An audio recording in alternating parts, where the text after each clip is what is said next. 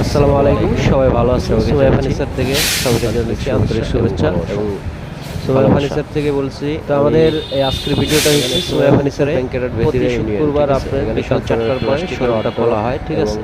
আমাদের প্রতি শুক্রবার ব্যাংকের আডে 4টার পরে শোরুম খোলা হয়। তো আমার আশেপাশে যে দোকানগুলি আছে সেগুলি প্রতি শুক্রবারে আপনার 4টার পরে এই দোকান খোলা থাকে।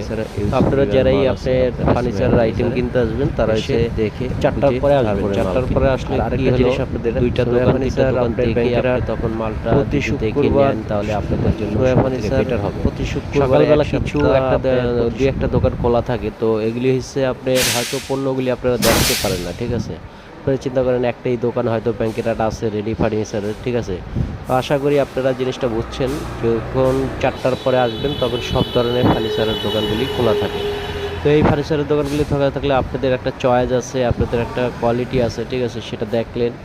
আর আমার ভিডিওতে তো আমি অবশ্যই আপনাকে দেখাচ্ছি যে আমাদের লেকার পলিশের আপনার লেকার বানিশের আপনার খাট আছে, শোকেস আছে, যেমন প্লাস্টিকের ওয়ার্ডরোব আছে, ডাইনিং টেবিল আছে, চেয়ার আছে, র্যাক আছে, আপনার মেলামাইন বোর্ডের আছে,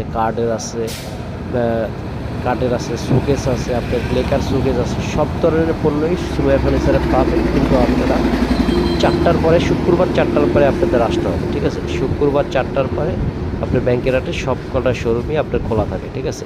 আর কিছু কিছু দোকানে আপনার দুই একটা খোলা থাকে, সেগুলির ভিতরে ভালো কোয়ালিটির মাল নাই।